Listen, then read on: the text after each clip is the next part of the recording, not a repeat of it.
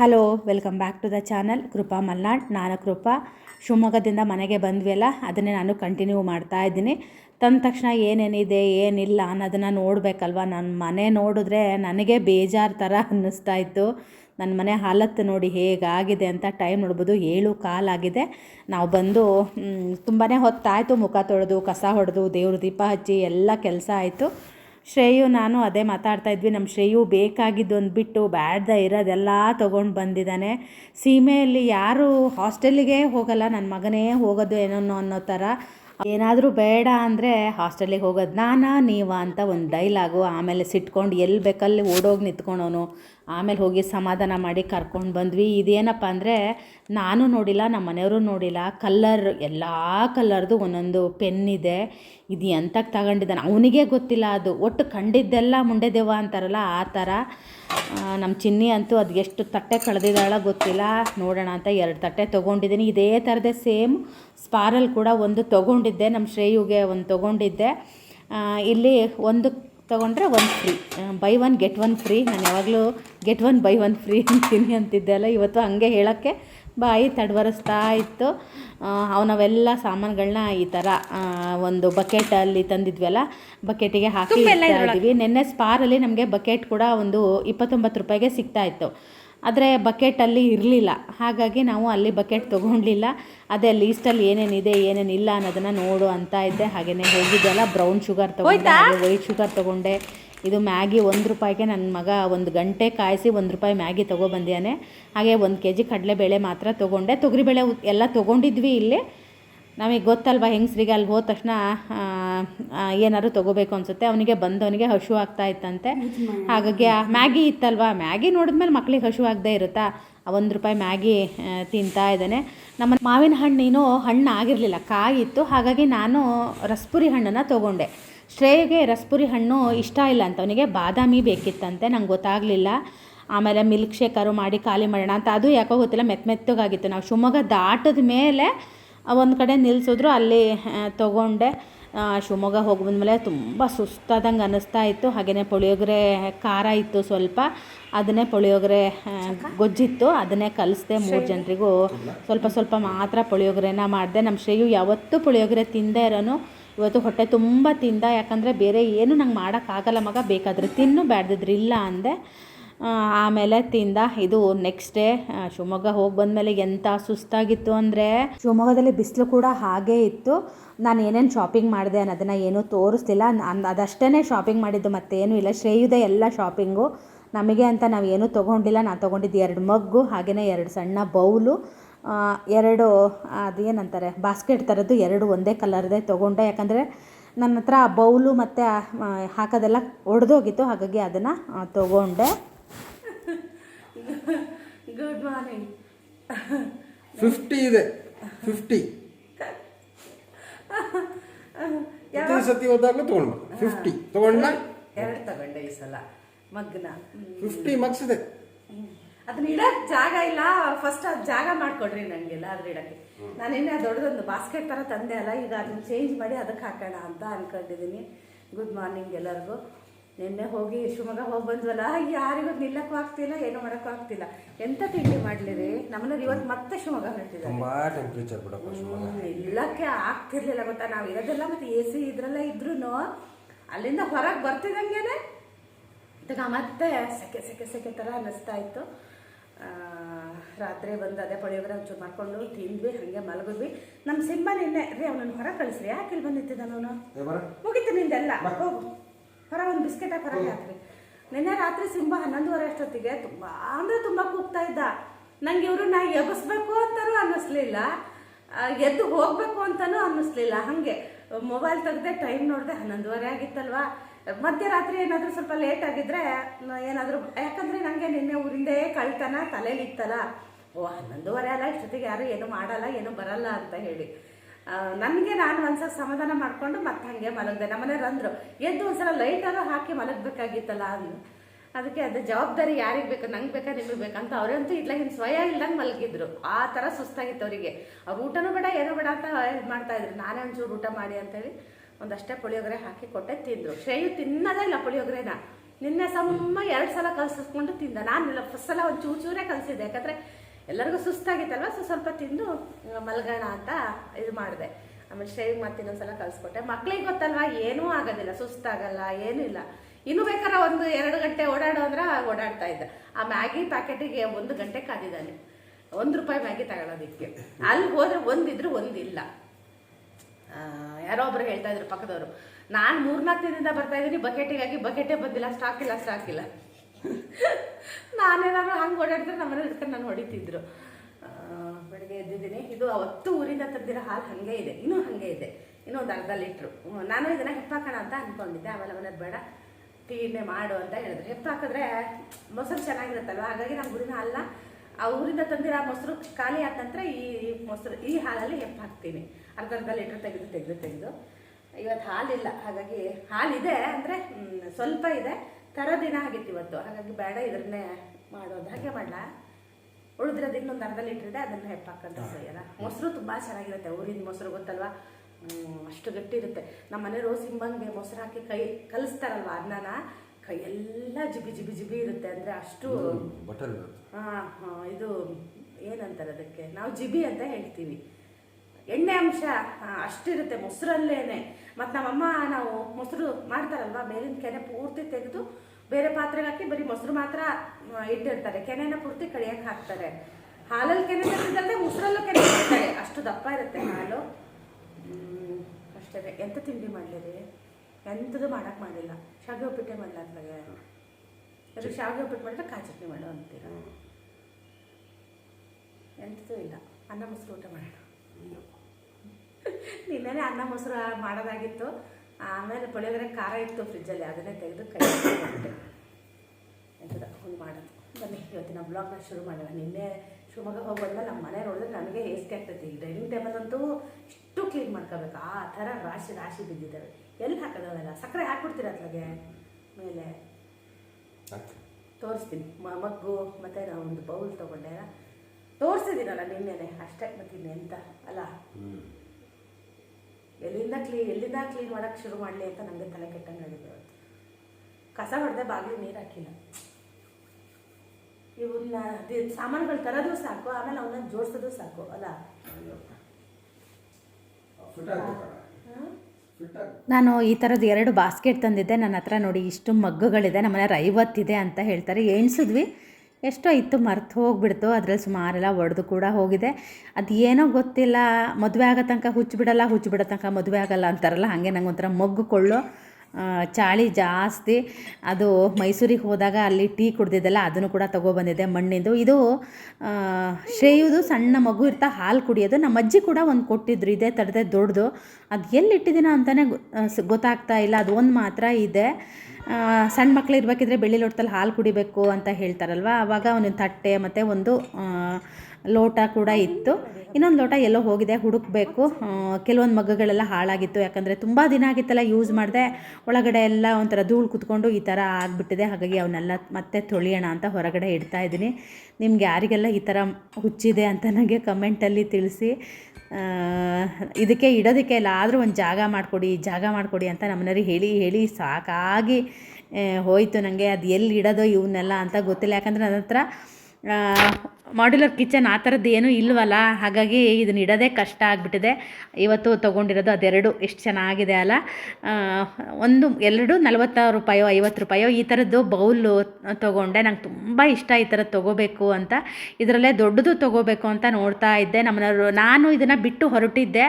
ಶ್ರೇಯು ಆಮೇಲೆ ನನಗೆ ಗೊತ್ತಿಲ್ದಂಗೆ ಅವನೇ ತೊಗೊಂಡು ಬಂದಿರೋದು. ನಾನು ಯಾವಾಗಲೂ ರೇಟ್ ನೋಡೋದು ಬಿಟ್ಟು ಬರೋದು.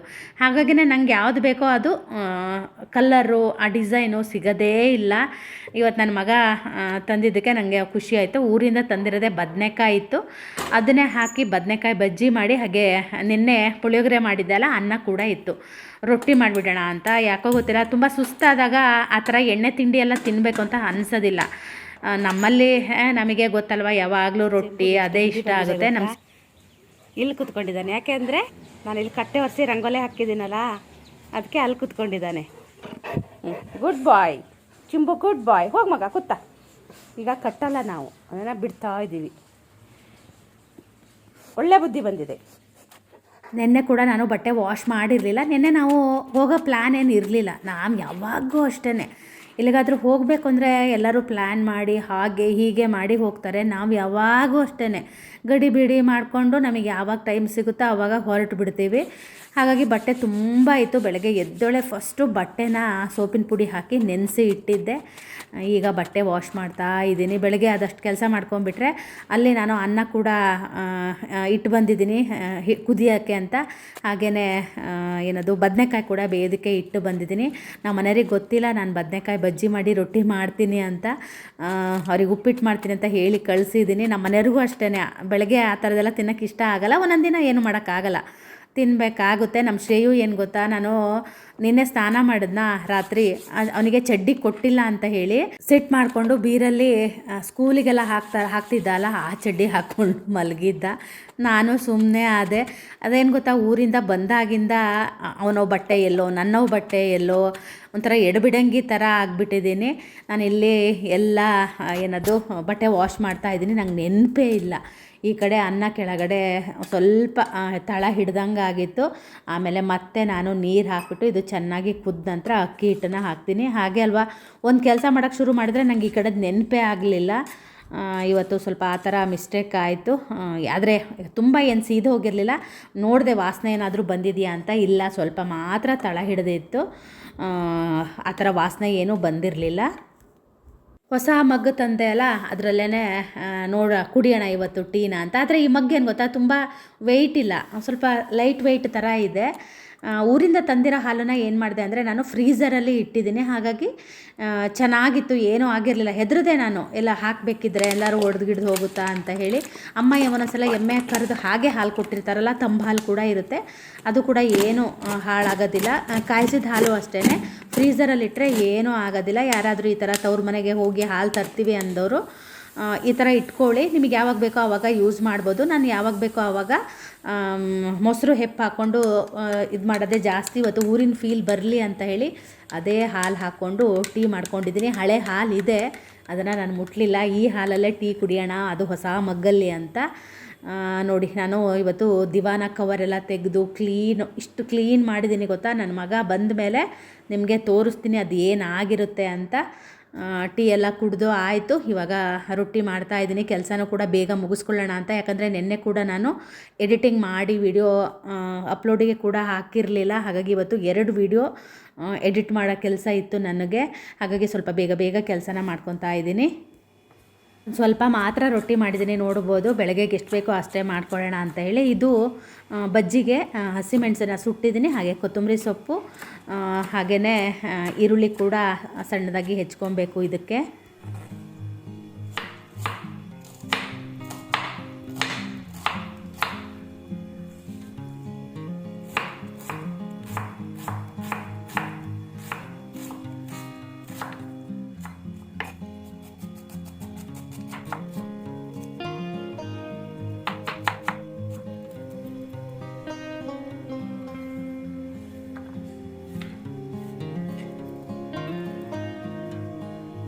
ಮನೆಯವರಿಗೆ ಈ ಬಜ್ಜಿಗೆ ಸ್ವಲ್ಪ ಸೌತೆಕಾಯಿ ತುರಿದು ಹಾಕಿದ್ರೆ ಇಷ್ಟ ಆಗುತ್ತೆ. ಹಾಗಾಗಿ ಸ್ವಲ್ಪ ತುರಿದು ಹಾಕಿದ್ದೀನಿ. ಯಾಕಂದರೆ ಶ್ರೇಯುಗೆ ಇಷ್ಟ ಆಗೋದಿಲ್ಲ. ಹಾಗಾಗಿ ಅವರಿಬ್ಬರನ್ನೂ ನಾನಿವತ್ತು ಮ್ಯಾನೇಜ್ ಮಾಡಬೇಕಲ್ವ. ಹಾಗಾಗಿ ಶ್ರೇಯುಗೆ ಗೊತ್ತಾಗಬಾರ್ದು ಅಂತೇಳಿ ಸ್ವಲ್ಪನೇ ಮಾತ್ರ ಹಾಕ್ತಾಯಿದ್ದೀನಿ. ಉಪ್ಪು, ಹಾಗೆಯೇ ಸ್ವಲ್ಪ ಕಾಯಿ ತುರಿ, ಮೊಸರು ಮತ್ತು ಹಾಲನ್ನು ಹಾಕ್ತಾಯಿದ್ದೀನಿ. ಬದನೆಕಾಯಿ ಮಾತ್ರ ತುಂಬಾ ಚೆನ್ನಾಗಿತ್ತು.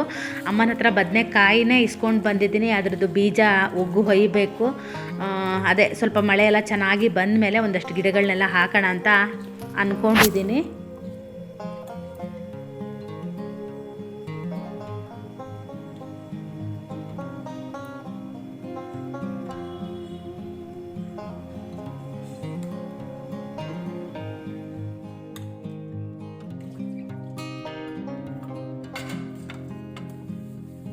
ರಾತ್ರಿ ಕೂಡ ನಾನು ಪಾತ್ರೆ ಏನೂ ತೊಳೆದಿರಲಿಲ್ಲ, ಎಲ್ಲ ಹಾಗೆ ಬಿಟ್ಟು ಹೋಗಿದ್ದೆ.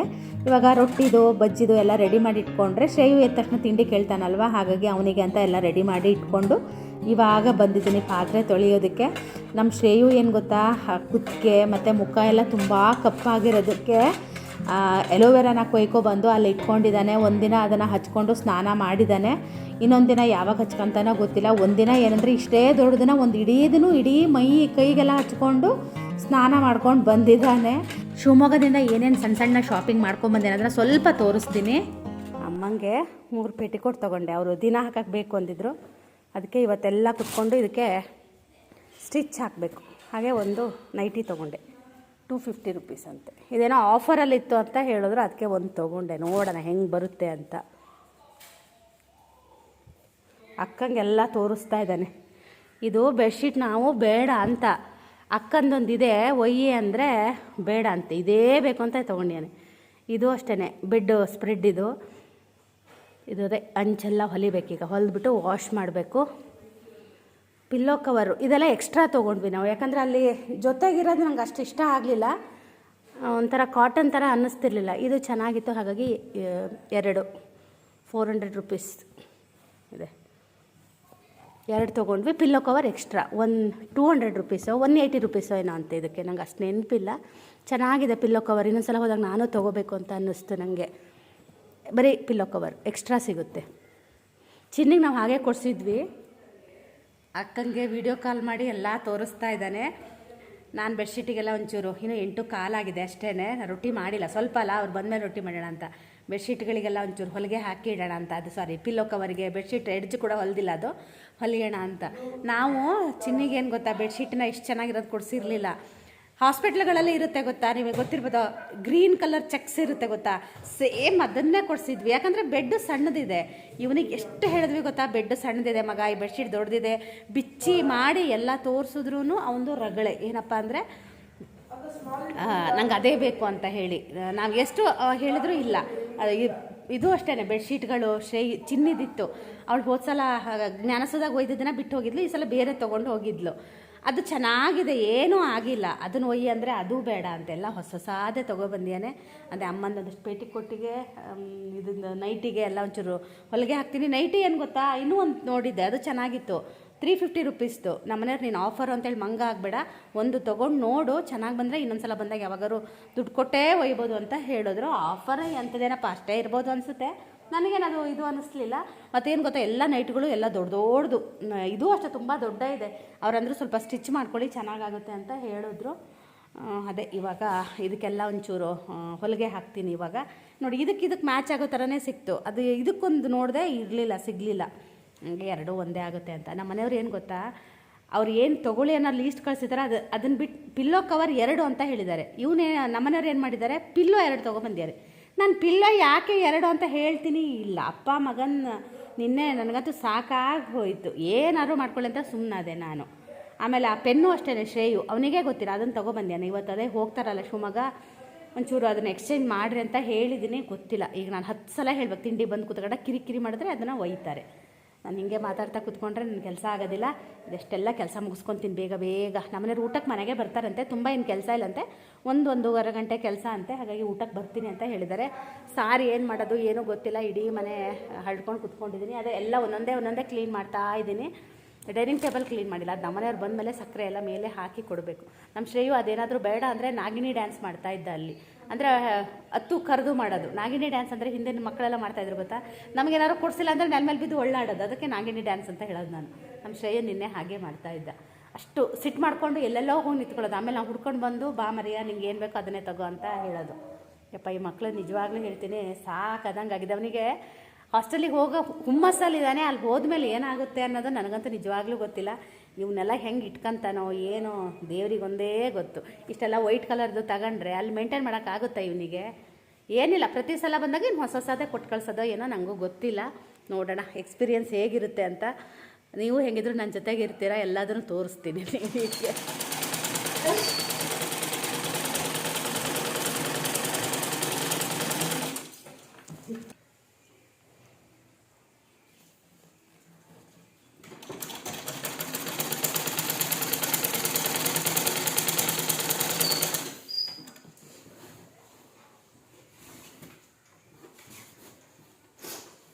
ದಾರ ಖಾಲಿ ಆಯಿತು.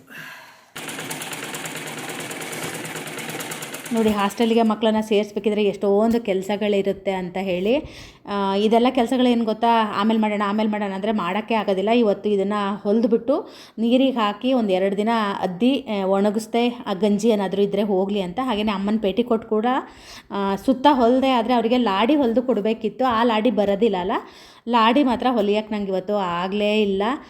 ಇನ್ನೊಂದು ಸಲ ಯಾವಾಗಾದರೂ ಕಟ್ ಮಾಡಿ ಹೊಲ್ಕೊಡೋಣ ಅಂತ. ಯಾಕಂದರೆ ಅಷ್ಟೊತ್ತಿಗೆ ನಮ್ಮ ಮನೆಯವರು ಬಂದುಬಿಟ್ರು. ಬಂದ ತಕ್ಷಣ ಅವರು ಶಿವಮೊಗ್ಗಕ್ಕೆ ಹೋಗೋದಿತ್ತಲ್ವ, ಹಾಗಾಗಿ ಅರ್ಜೆಂಟ್ ಮಾಡೋದಕ್ಕೆ ಶುರು ಮಾಡಿದ್ರು, ನನಗೆ ತಿಂಡಿ ಮಾಡು ಅಂತ ಹೇಳಿ. ಹಾಗಾಗಿ ತಿಂಡಿ ಮಾಡ್ತಾ ಇದ್ದೀನಿ. ನಮ್ಮ ಮನೆಯವರಿಗೆ ಗೊತ್ತಿಲ್ಲ ಅಲ್ಲ ನಾನು ಉಪ್ಪಿಟ್ಟು ಮಾಡ್ತೀನಿ ಅಂತ ಹೇಳಿದ್ದೆ. ಹಾಗಾಗಿ ಅವ್ರ ಎಕ್ಸ್ಪ್ರೆಷನ್ ಹೇಗಿರುತ್ತೆ ಅಂತ ಸುಮ್ಮನೆ ನಿಮಗೆ ಒಂದು ತೋರಿಸ್ತೀನಿ ನೋಡಿ ಹೇಗಿರುತ್ತೆ ಅಂತ. ನಾನೇನು ಅಂದ್ಕೊಂಡೆ, ನಮ್ಮನೆಯವರು ತುಂಬ ಖುಷಿಯಾಗಿಬಿಡ್ತಾರೆ ಅಂತ ಅಂದ್ಕೊಂಡೆ, ಆದರೆ ನೀರಸ ಪ್ರತಿಕ್ರಿಯೆ ಅಂತಾರಲ್ವ ಆ ಥರ ಆಯಿತು.